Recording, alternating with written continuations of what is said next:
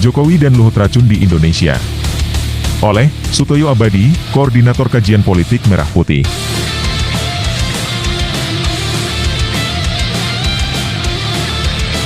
Kamuflase gaya negarawan dan orang bijak terus tumbuh berkembang tanpa rasa risih dan malu. Luhut Binsar Panjaitan atau LBP mengatakan, saat ini Indonesia masih berpeluang untuk dijajah negara lain. Bukan secara fisik, namun dijajah dari segi teknologi dan ekonomi.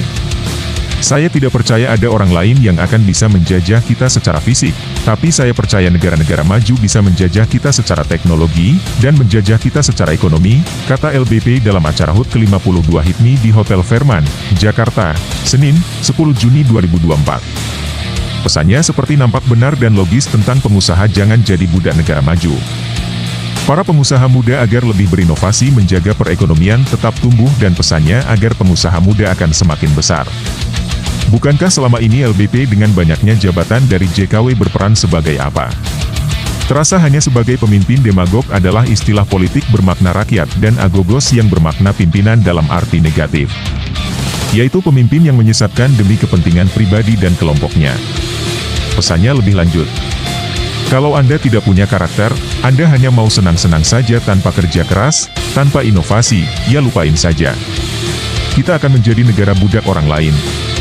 Apa LBP sedang kebingungan, confusion, atau disorientasi terjadinya penurunan kesadaran yang membuat dirinya kesulitan untuk berpikir jernih atas perannya diduga kuat sebagai inisiator.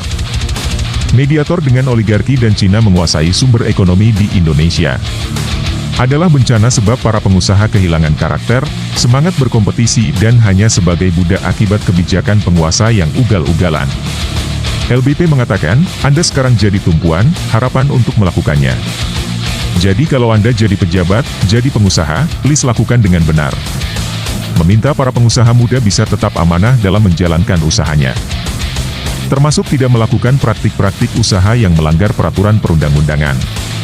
LBP terserang virus delirium, penurunan kesadarannya yang mengalami gangguan dalam berpikir, berperilaku, dan memperhatikan kondisi yang sesungguhnya sedang terjadi. Delirium juga dapat menyebabkan gangguan emosi, seperti cemas, depresi, dan paranoid.